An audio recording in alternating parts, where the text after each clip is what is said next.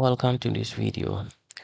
This is an MIT Integration B question of quarterfinals 2023. So in this tutorial, we are going to evaluate this integral and take the limit as epsilon goes to 0 of epsilon raised to the power 4 times the resulting value of the integral. So let's do that right now. So we can start off by evaluating our integral now. So I is going to be the integral from 0 to pi over 2 minus epsilon. Instead of tan raised to the power 5 of x, I'm going to write as tan raised to the power 3 of x times tan square of x dx. And from the Pythagorean identities, I know that tan square of x can be written as secant square of x minus 1 dx. So I is going to be equal to the integral from 0 to pi over 2 minus epsilon of tan raised to the power 3 of x times secant square x dx. That's the first integral, and as the integral from 0 to pi over 2 minus epsilon of tan raised to the power 3 of x dx. So I can further split this one into two different integrals. So this one is going to be minus the integral from 0 to pi over 2 minus epsilon of tan of x times tan square of x. That is how we can split tan cube of x. And from the Pythagorean identities again, this one is the secant square of x minus 1 dx. And that one can be split into two different integrals, 0 to pi over 2 minus epsilon of tan of x times secant square of x dx minus. So it's going to be plus now because this minus and this minus will now be positive, right? So plus the integral from 0 to pi over 2 minus epsilon of tan of x dx. Now write this one here, the integral from 0 to pi over 2 minus epsilon of tan raised to the power 3 of x times secant square of x dx. So this is how our integral can be split into. So we can now use do a u sub here right now. So we can let u to be equal to the tan of x. So that implies that du is going to be the secant square x dx. So I can just replace that with du, right? And the change in limits, when x is 0, u is going to be the tan of 0, and that is going to be 0. When x is the upper limit, which is pi over 2 minus epsilon, u is going to be the tan of pi over 2 minus epsilon. Tan of pi over 2 minus epsilon can be written as the sine of pi over 2 minus epsilon over the cosine of pi over 2 minus epsilon. And that is equal to, from the double angle identity, sine of pi over 2 minus epsilon is the cosine of epsilon, and the denominator is the sine of epsilon, and that evaluates to the cotangent of epsilon. So when x is pi over 2 minus epsilon, u is going to be the cotangent of epsilon. So we can now take our integral from the x world into the u world. So that is going to be the integral from 0 to the cotangent of epsilon. But this one, there's not going to be change in limits here for the third one. So this is going to be u raised to the power of 3. And this is du, right? So that's going to be du minus the integral from 0 to the cotangent of epsilon of u du plus the integral from 0 to pi over 2 minus epsilon of tan of x dx. We are not using the u sub for the third one, so that is why. Okay, so now we are now going to integrate. So this one is going to be 1/4 u raised to the power 4 minus the second one is 1/2 u squared. And we are integrating that from 0 to the cotangent of epsilon. Plus this one, integrating the tangent of x is going to be the natural log of secant of x. And the x limits are from 0 to pi over 2 minus epsilon. So the integral of tan of x is the natural log of secant. So we can plug in our limits here now. That is going to be 1/4 cotangent raised to the power 4. So that is cotangent minus 1/4 cotangent square epsilon.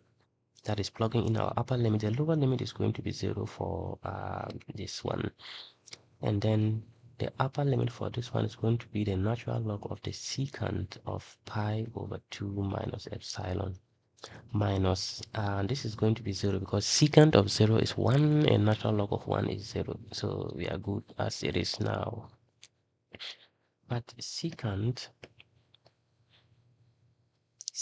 of pi over 2 minus epsilon is going to be 1 over cosine of pi over 2 minus epsilon, and that is equals to 1 all over, from a double angle identity again, this one is going to be equal to the sine of epsilon. So that is what we have here. So in that case, if we have the natural log of the secant of pi over 2 minus epsilon, that is the same as the natural log of 1 all over sine of epsilon, and that is equals to the negative of the natural logarithm of the sine of epsilon. Yeah, so we can just plug that into the resulting value of our integral. So I is going to be 1/4 cotangent to the 4th of epsilon minus 1/2 cotangent square of epsilon minus the ln of sine of epsilon. So we are now ready to take our limits now. So if you go back to the very top, in the very beginning, so we are now taking the limit as epsilon goes to 0 of epsilon raised to the power 4 times the resulting value of our integral. Yeah. So we can do that. So I is now going to be the limit as epsilon goes to 0 of epsilon raised to the power 4 times the resulting value of our integral. So that is going to be 1/4 the cotangent of epsilon. I'll write this one like this, raised to the power 4 minus 1/2 the cotangent of epsilon squared minus the ln of the sine of epsilon. So if you're now taking the limits, I is going to be the limit as epsilon goes to 0. We can call this one, let's say I1, I2, and I3. Right. So this one is going to be equal to So if you are now taking in the limit, this one is raised to the power 4, and this is also raised to the power 4. So we can evaluate the limit as this. So this is I3. We can evaluate the limit as this. So the first one, I'm going to do the first one, and that is I1. That is going to be 1/4 out. And then we have the limit as epsilon goes to 0 of epsilon times the cotangent of epsilon, all this one raised to the power 4, like this. So this is the first one. So we are now going to evaluate the limit as epsilon goes to 0 of epsilon multiplied by the cotangent of epsilon, right? So that one is the limit as epsilon goes to 0 of epsilon. Cotangent of epsilon is the cosine of epsilon over sine of epsilon. All this one raised to the power 4 multiplied by 1/4 in front, and that is equals to I1. So this one we can use the L'Hopital's rule because we have 0 over 0 case. So in that case we can differentiate the numerator using the product rule. So that is going to be negative epsilon of the sine of epsilon. So here we are taking the limits. We are taking the limits as epsilon goes to 0 of differential of the numerator, negative epsilon, sine of epsilon, and then plus the cosine of epsilon, right? So here we are now keeping the epsilon constant and differentiating. So this is what we have for the numerator, and the denominator is going to be the cosine of epsilon. All this one raised to the power 4. And this one I1 is going to be, so we can now plug in our limit now. So plugging in the limit, this one is going to be 0, and then this one is going to be 1 because cosine of 0 is 1. So in that case we have 1/4 1 over 1k is raised to the power 4, and that is equals to 1 over 4. So the limit of the first one evaluates to 1 over 4. And by the same principle, the I2 and the I3 are going to be 0. I'm not going to do that in this video. So that I2, which is the limit, I2, which is the limit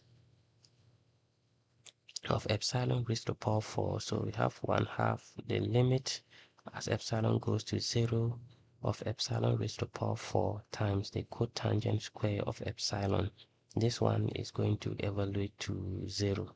And the I3, which is this one, the limit as epsilon goes to 0 of epsilon raised to the power 4 times the natural logarithm of the sine of epsilon. This one evaluates to 0 as well.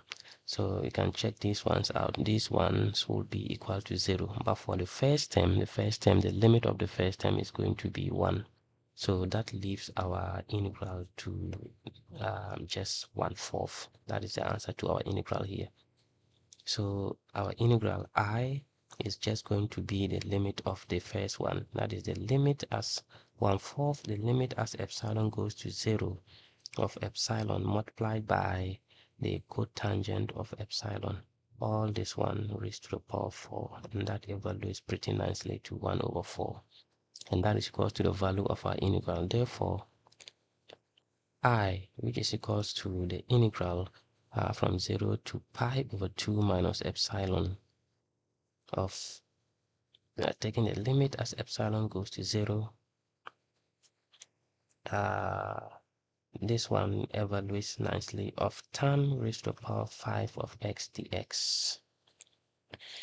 This one evaluates nicely to, there is epsilon raised to the power 4 here, I beg your pardon. This one evaluates nicely to 1 over 4. So that is the value of this integral. So that is how to solve this integral. So we can come back here and just put our answer here. That is 1/4. So this one evaluates beautifully to 1 over 4.